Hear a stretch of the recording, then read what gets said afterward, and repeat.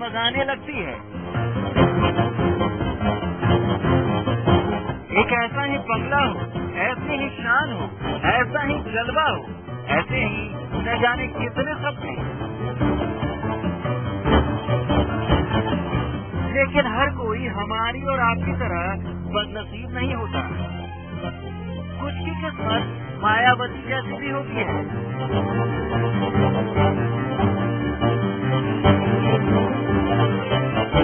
जिनके पास सरकार की मेहरबानी से एक नहीं, दो नहीं, पूरे 4 बंगले हैं।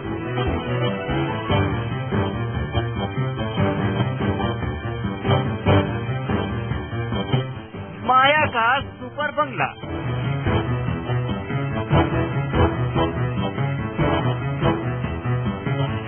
माया पर इतनी मेहरबानी क्यों?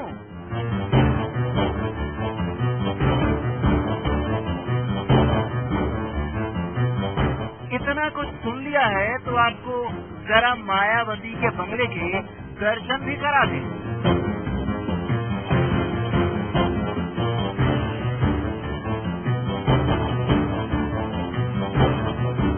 इलाका है गुरुद्वारा रकाबगंज रोड। बंगले के नंबर हैं 12, 14 और 16 और अब इन तीनों बंगलों को मिलाकर एक सुपर बंगला तैयार हो चुका है।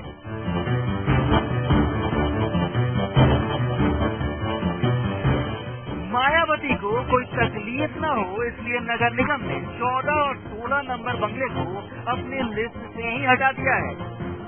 यानी मायावती का नया पता हो चुका है 12 रकाबगंज रोड।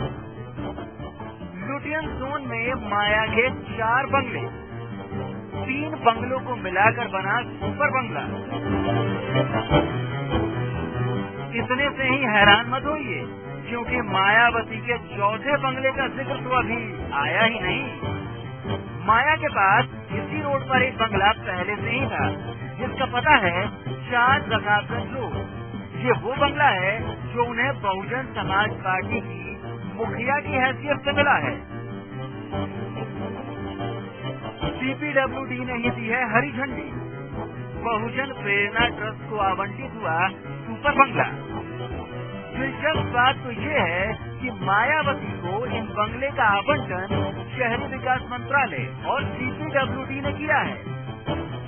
मायावती जी ने जो उनके पास बंगलो नंबर 12, 14, 16 से गुरुद्वारा रकाबगंज रोड पे एक ही सीरियल में थे क्योंकि इवन नंबर एक साइड होता है और नंबर एक साइड में, उन तीनों को अंदर ही अंदर मिला के एक बंगला बना लिया। और 5 दिसंबर 2012 की डायरेक्टरेट ऑफ एस्टेट के लेटर से ये जाहिर होता है कि उन्होंने मायावती के नाम से वो अलॉटमेंट कैंसिल करके बहुजन प्रेरणा ट्रस्ट के नाम में वो अलॉटमेंट कर दिया। जब यही सवाल मायावती से पूछे गए तो बहन जी ने इसे मामूली सी बात करार दे दिया। माया के मुताबिक जो भी हुआ है कानून के मुताबिक ही हुआ है। इस 12 नंबर बंगले को केंद्र सरकार के सरकारी नियमों का पालन करके इसे इनकी यादगार में बहुजन प्रेरणा केंद्र के रूप में परिवर्तित कर दिया गया है। किंतु इस बंगले में जगह कम होने की वजह से इनके जीवन संघर्ष से जुड़ी हुई इनकी सभी यादों को यहाँ ठीक ढंग से सजोकर नहीं रखा जा सकता था। वैसे कानून क्या कहता है ये हम आपको बाद में बताएंगे। फिलहाल तो बस माया के सुपर बंगले की तस्वीरें देखिए। बसपा सुप्रीमो मायावती एक नई मुसीबत में फंस चुकी हैं। इस बार उन पर आरोप में 3 बंगलों को काटकर एक आलीशान बंगला तैयार किया है। CPWD की रिपोर्ट कहती है कि लुटियन जोन में इस तरीके का निर्माण पूरी तरह से अवैध है और सुप्रीम कोर्ट भी इसके खिलाफ आदेश दे चुका है। लेकिन बसपा सुप्रीमो की अपनी ही दलीलें हैं और वो किसी भी तरह के अवैध निर्माण को गलत बता रही हैं। कैमरा पर्सन अमित शर्मा के साथ शैलेंद्र सिंह, लाइव इंडिया, दिल्ली।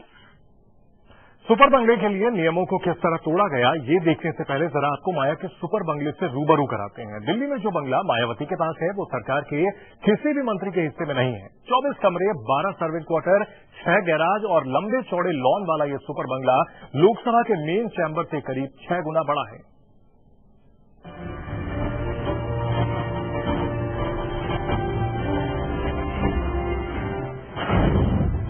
पर मेहरबानी क्यों? लोकसभा चैम्बर से 6 गुना बड़ा है बंगला।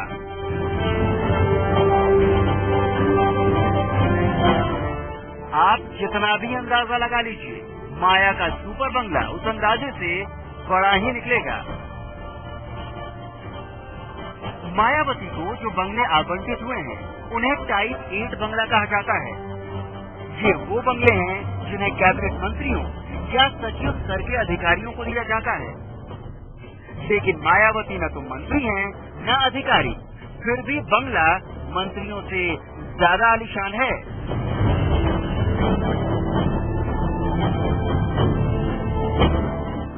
जरा आपको माया के सुपर बंगले से रूबरू करा देते हैं। टाइप 8 का एक बंगला 8,250 स्क्वायर फीट के प्लॉट पर बना है और माया के सुपर बंगले में ऐसे 3 प्लॉट मिलाए गए हैं, यानी सुपर बंगला हो चुका है 24,750 स्क्वायर फीट का। एक बंगले का कवर एरिया 1970 स्क्वायर फीट है, यानी 3 बंगलों को मिलाने के बाद सुपर बंगले का एरिया हुआ 5,910 स्क्वायर फीट का। टाइप 8 के हर एक बंगले में 8 कमरे होते हैं, लिहाजा माया के सुपर बंगले में कमरे हुए कुल 24। हर बंगले में 4 सर्वेंट रूम भी, यानी सुपर बंगले में हुए 12। हर बंगले को 2 गैरेज मिला लीजिए तो सुपर बंगले में कुल गैरेज हुए 6। इस हिसाब से दिल्ली में मायावती के कब्जे में जो बंगला है वो सरकार के किसी मंत्री के पास भी नहीं है। इतना ही नहीं, लोकसभा का मेन चैम्बर भी मायावती के सुपर बंगले के मुकाबले बेहद छोटा है। लोकसभा का मेन चैम्बर सिर्फ 4800 स्क्वायर फीट का है और माया का सुपर बंगला 24,750 स्क्वायर फीट का, यानी सुपर बंगला लोकसभा के मेन चैम्बर से करीब 6 गुना बड़ा है।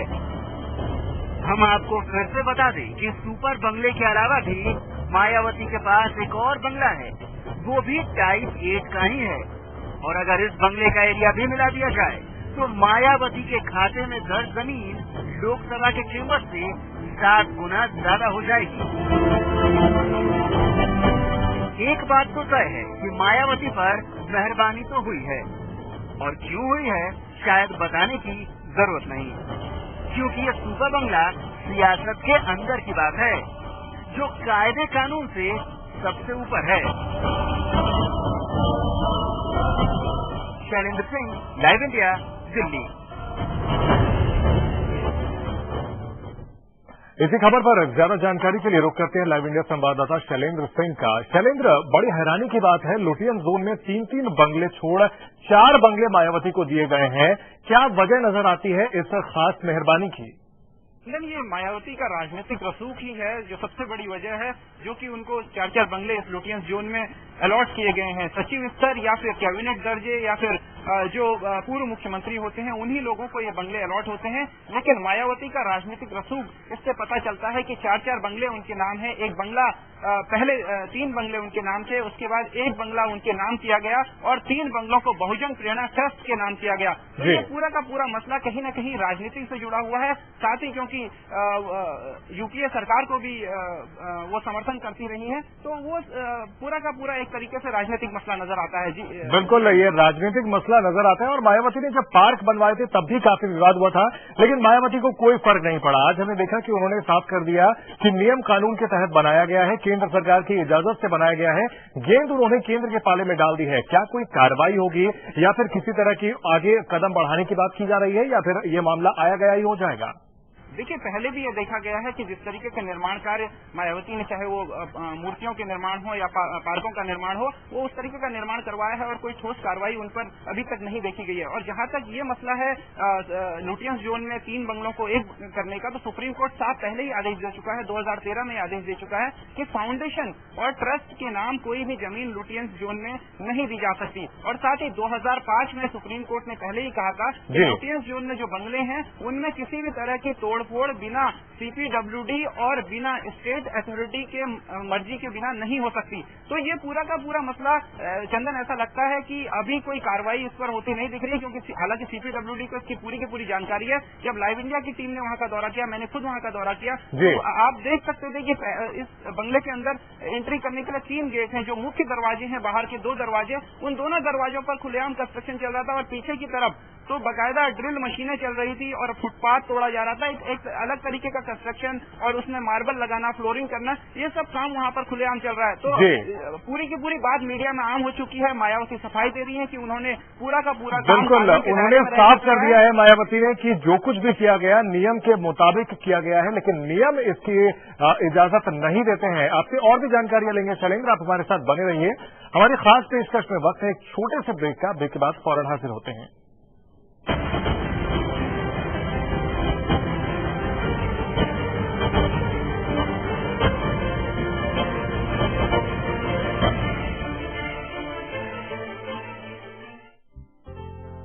माँ और बाबा ने एक एक पैसा जमा कर मुझे पढ़ाने का फैसला लिया था। मैं जानता था कि उन्होंने खुद के लिए कभी कुछ नहीं किया, पर मेरी पढ़ाई लिखाई हमेशा के लिए सुरक्षित कर दी। इच्छाएं जहां उड़ान लेती हैं। समृद्ध जीवन multi state multipurpose cooperative society limited. देश के कोने कोने से वो खबर जो जुड़ी हो आपसे, मुद्दा राजनीतिक हो या सामाजिक, देखिए दिन भर की हर बड़ी खबर रोज 7 PM इंडिया और 9 PM इंडिया, सिर्फ लाइव इंडिया पर।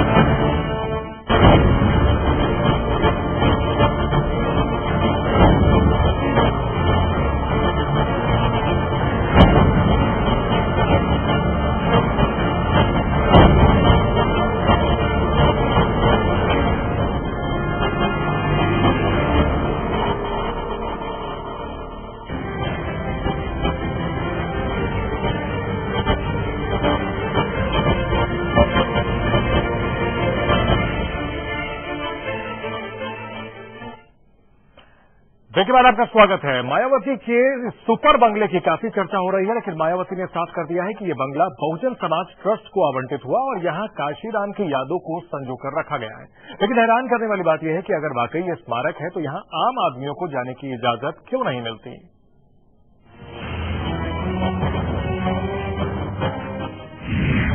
लुटियंस जोन में मायाजाल। इससे पहले कि हम कुछ बताएं, जरा सुपर बंगले पर मायावती की सफाई सुनिए।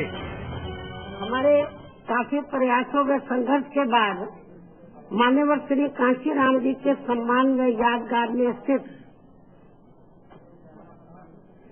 ये बहुजन प्रेरणा केंद्र अब कुल मिलाकर लगभग 1.5 या 1.25 एकड़ की जमीन में स्थापित हो गया है,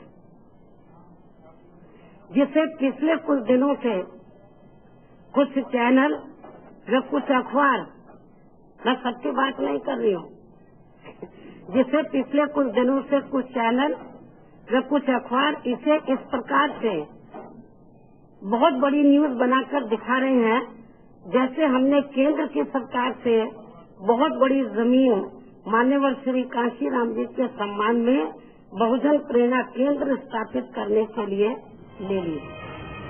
मायावती के मुताबिक ये सुपर बंगला नहीं बल्कि काशीराम का स्मारक है।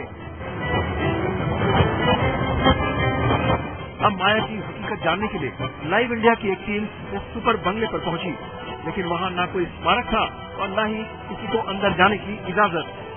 सर, ये बहुजन प्रेरणा केंद्र, इसके अंदर एंट्री कहाँ से? मगर आजकल तो वहाँ कोई बैठा नहीं। तो इसमें क्या मायावती जी रहती है या कोई और भी रहता है सर? हमें डिमांड मारी, हम तो कहाँ रहते। ये बहुजन प्रेरणा केंद्र के अंदर जाना हो तो कैसे जा सकते हैं? वैसे रहता कौन है इसके अंदर? आपको तो सिक्योरिटी में रहता है, आपको मालूम है। नहीं रहेगी मायावती जी। अब सवाल ये उठता है कि आखिर ये कैसा स्मारक है जिसके दरवाजे आम आदमी के लिए खुलते ही नहीं। बहुजन प्रेरणा केंद्र में जाने के लिए 2 मुख्य दरवाजे हैं। उन दरवाजों से हमने अंदर जाने की कोशिश की और हमने जानने की कोशिश की कि आखिर इस बंगले के अंदर क्या होता है। तो आप देख सकते हैं कि बहुजन प्रेरणा केंद्र का जो मूल मकसद था वो ये था कि जो दलित साहित्य, जो बहुजन से जुड़ा हुआ जो साहित्य है, उस समाज से जुड़ा हुआ जो साहित्य है, उससे लिटरेचर है, इतिहास है, उससे जुड़ी हुई सामग्रियां इसमें इकट्ठी की जाए और आम जनता के लिए वो साहित्य के दरवाजे खोल दिए जाएं ताकि वो बहुजन समाज से जुड़ी हुई यादें और इतिहास को जान सकें। लेकिन आपको जानकर आश्चर्य होगा कि इस बंगले के अंदर किसी भी आम आदमी की एंट्री वर्जित है। अब जरा एक और तस्वीर देखिए। हमारे कैमरे में वो तस्वीरें भी कैद हुई जिनकी इजाजत कानून नहीं देता। माया के सुपर बंगले में धड़ल्ले से कंस्ट्रक्शन जारी था।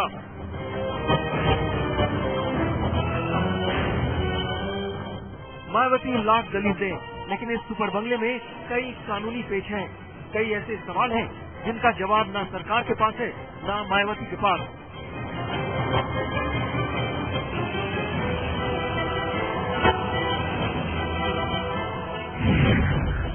पहला सवाल तो ये है कि मायावती को 4 बंगले किस हैसियत से दिए गए।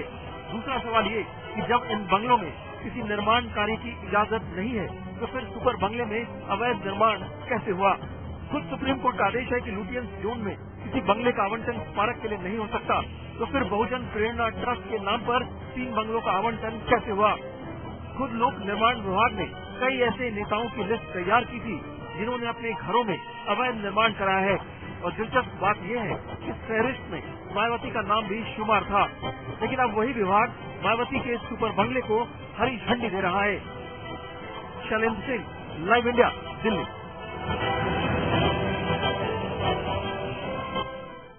लाइव इंडिया संवाददाता शैलेंद्र सिंह हमारे साथ बने हुए हैं। शैलेंद्र, इन बंगलों को देखकर और खास तौर पर इस सुपर बंगले को देखकर सवाल ये उठता है कि क्या ये वाकई जनप्रतिनिधि हैं या फिर वाकई सामंती मानसिकता से ग्रस्त नेता जो कि अपनी हैसियत का पूरा इस्तेमाल करते हैं। बिल्कुल चंदन, बिल्कुल सही कहा। ये एक सामंती मानसिकता है और अपनी जो राजनीतिक रसूख है उसका इस्तेमाल ये लोग कर रहे हैं।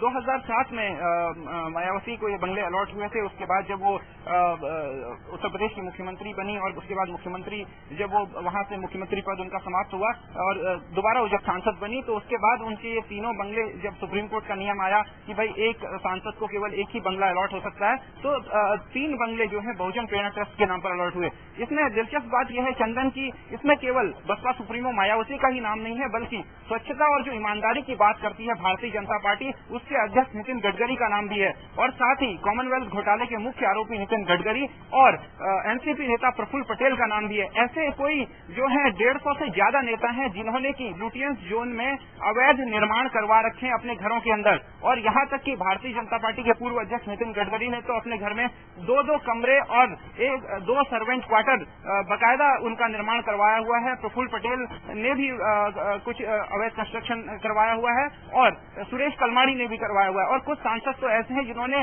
कि सारे नियमों को ताक पर रखकर अपने खेलने के लिए बैडमिंटन लॉन तक बना लिया है। वो शैलेंद्र, वाकई ये वो जानकारियां हैं जो कि सामने आ पाई हैं, लेकिन कई जानकारियां ऐसी भी होंगी जो कि सामने आ ही नहीं पाई हैं। ऐसे में बड़ा सवाल उठता है, भारत गरीब देश भले ही हो लेकिन नेता काफी अमीर हैं, शानो शौकत दिखाने में पीछे नहीं रहते। बहुत बहुत शुक्रिया पूरी जानकारी के लिए शैलेंद्र। रुकेंगे एक छोटे से ब्रेक के लिए, आप देखते रहिए लाइव इंडिया।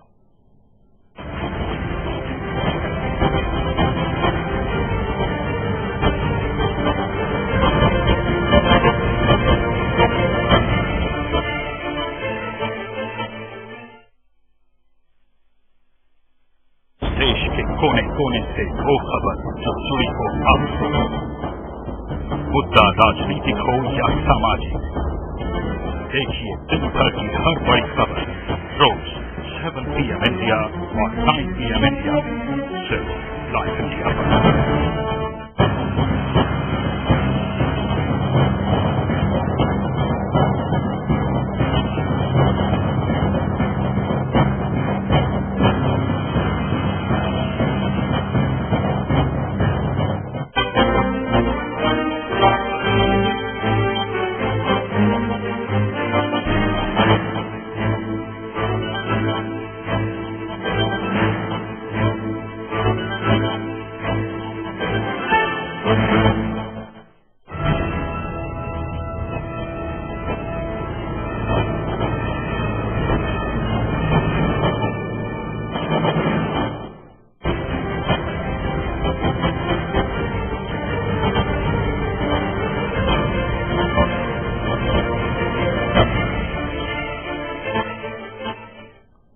ब्रेक के बाद आपका स्वागत है। सुपर बंगले पर अपनी सफाई में मायावती ने मीडिया को जिम्मेदार बताया और कहा कि लुटियन जोन में सिर्फ उनका ही नहीं कई नेताओं का बंगला है जहां नियमों की अनदेखी की गई। माया के दावों की हकीकत जानने के लिए जब लाइव इंडिया की टीम उन इलाकों में गई तो इस फहरिस्त में कई बड़े नाम सामने आए।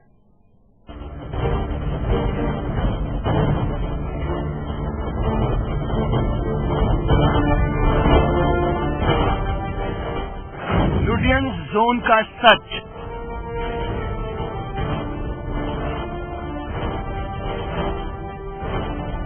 लुटियन जोन को लेकर अक्सर बहस छिड़ती है।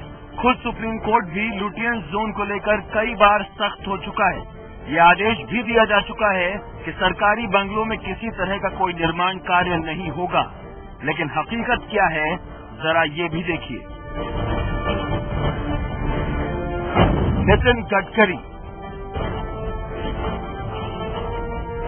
यह है बीजेपी के पूर्व अध्यक्ष नितिन गडकरी का बंगला। पता है 13 तीन मूर्ति लेन। अपनी शान बढ़ाने के लिए गडकरी ने अपने बंगले में एक नहीं कई अवैध निर्माण कराए हैं।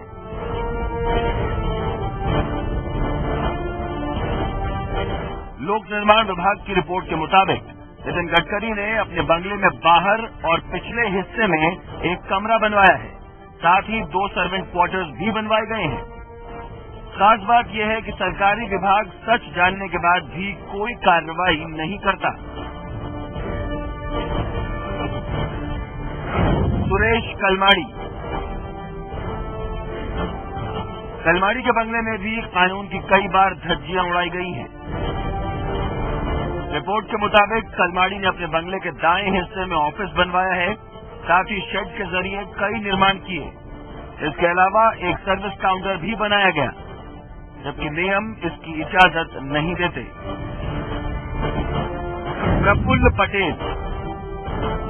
प्रफुल्ल पटेल केंद्रीय मंत्री हैं, लिहाजा टाइप 8 का एक बंगला उनके हिस्से में भी आया है। लेकिन रिपोर्ट कहती है कि मंत्री जी के लिए नियम मायने नहीं रखते। प्रफुल्ल पटेल ने भी अपने बंगले में मनमाना निर्माण कार्य करवाया है। ये बात सच है कि लुटियन जोन के ये बंगले बेहद पुराने हैं, लिहाजा निर्माण कार्य जरूरी है। लेकिन नियम कहता है कि कोई भी नेता अपनी मर्जी से निर्माण कार्य नहीं करा सकता। हम भी एक कमेटी पे थे, बहुत बड़ा रिपोर्ट लिखा, बट फाइनली कुछ नहीं होता है और जो है वही वो लोग कंटिन्यू करते हैं। बट वो होता है। अभी आप इलीगली कितने सारे मिनिस्टर के घर के पीछे छोटे छोटे घर बन जाते हैं, ये बन जाता है, वो बन जाता है। अंदर आप देखोगे ऊपर जाके तो बहुत सारा कचरा है। It's all illegal. अब सवाल ये उठता है कि क्या सरकारी रिपोर्ट सिर्फ दिखावा है? आखिर क्यों नियमों की अनदेखी करने वाले नेताओं पर कोई सख्त कार्रवाई नहीं की जाती?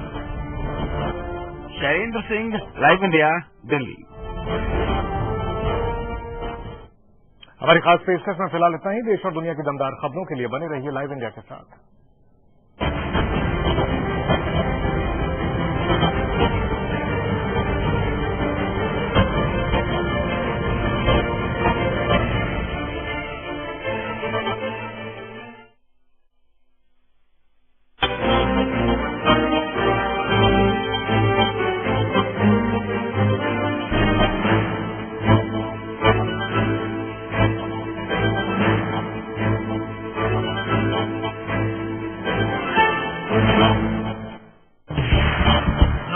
देश के सूरत हाल पर नजर है, सियासी दाव पेच पर नजर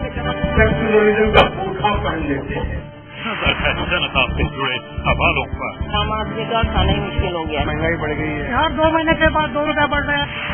नजर है देश की तरक्की पर, नजर है हर इलाके हर शहर पर, नजर है पूरे इंडिया पर। लाइव इंडिया, नजर है हमारी हर खबर पर।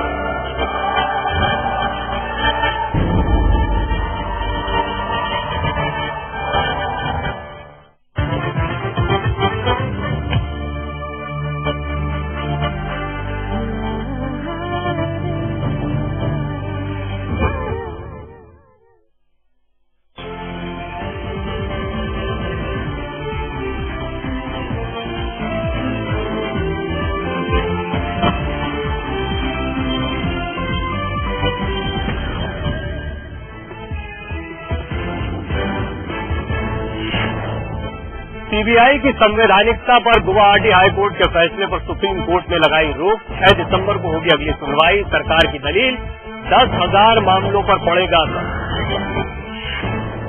रायपुर में प्रधानमंत्री मनमोहन सिंह ने इशारों में किया मोदी पर पलटवार। कहा बीजेपी नेता बदल देते हैं इतिहास भूगोल। यशवंत सिन्हा का जवाब, लोगों के नेता है मोदी। दिल्ली में बंगले के अवैध निर्माण के आरोपों पर मायावती की सफाई। कहा केंद्र की इजाजत से कराया निर्माण। लोकसभा चुनाव में अकेले ही चुनाव लड़ने का ऐलान, अपने दम पर लड़ेंगी चुनाव। बीएसपी सांसद की नौकरानी राखी के गायब बेटे को ढूंढने के लिए कोलकाता भेजी गई दिल्ली पुलिस की टीम। जागृति के घर पहुंची दिल्ली पुलिस स्पेशल टीम। जिया खान केस में खुलासा, फॉरेंसिक रिपोर्ट में कपड़ों में मिले खून के धब्बे। जिया के नाखून में मिले किसी इंसान के मांस के टुकड़े। नारायण साईं की खास सेविका गंगा को 16 नवंबर तक पुलिस रिमांड। सूरत सेशंस कोर्ट में हुई पेशी। पुलिस ने मांगी थी 14 दिन की रिमांड। उदयपुर से हुई थी गिरफ्तारी। आर अश्विन बने टेस्ट क्रिकेट में बेस्ट ऑलराउंडर। आईसीसी रैंकिंग में नंबर 1 के पायदान पर पहुंचे अश्विन। वेस्ट इंडीज के खिलाफ लगाया था शतक भी। और फिलीपींस में महातूफान ने ली अब तक 1200 लोगों की जान। हजारों बेघर। शहर की करीब 25 लाख आबादी पर बन रहा है तूफान का खतरा। सदी का सबसे बड़ा तूफान। नमस्कार, रात 9 बजे की खबरों के साथ मैं हूं प्रवीण तिवारी। बुलेटिन में तमाम खबरें होंगी, लेकिन सबसे पहले बात करते हैं सरकार को मिली राहत की। सीबीआई वैध या अवैध, इस मामले पर केंद्र सरकार को फिलहाल राहत मिल गई है। सुप्रीम कोर्ट ने गुवाहाटी हाईकोर्ट के उस फैसले पर रोक लगा दी है जिसमें सीबीआई के वजूद को ही अवैध करार दिया गया था। अब इस मामले में अगली सुनवाई 6 दिसंबर को होगी। यानी सीबीआई वैध है या अवैध, इस बारे में फैसला 28 दिन बाद आने की उम्मीद है। सीबीआई वैध या फिर अवैध, अब 28 दिन बाद ही आएगा फैसला। फिलहाल सरकार को ऐसी से मिली राहत। सीबीआई के वजूद को लेकर संकट में आई सरकार को फिलहाल राहत मिल गई है। सुप्रीम कोर्ट ने सीबीआई को असंवैधानिक बताने वाली गुवाहाटी हाईकोर्ट के फैसले पर रोक लगा दी है। चीफ जस्टिस ऑफ इंडिया के घर पर हुई सुनवाई के बाद जस्टिस के सदाशिवम और जस्टिस रंजन देसाई ने गुवाहाटी हाईकोर्ट के फैसले पर स्टे लगा दिया है। अब मामले की अगली सुनवाई 6 दिसंबर को होगी। गुवाहाटी हाईकोर्ट के फैसले के बाद सरकार ने अपनी दलील में कहा कि इस फैसले से 10,000 से ज्यादा केस प्रभावित होंगे। इतना तो कह सकता हूँ कि सीबीआई उसका काम कर सकेगा और उसके काम में कुछ रुकावट नहीं आएगी। तो सुप्रीम कोर्ट ने स्टे दिया है और ये स्टे सुप्रीम कोर्ट का है और nobody can go behind it. इसके पीछे और कोई जा नहीं सकते। केंद्र सरकार ने इस मामले में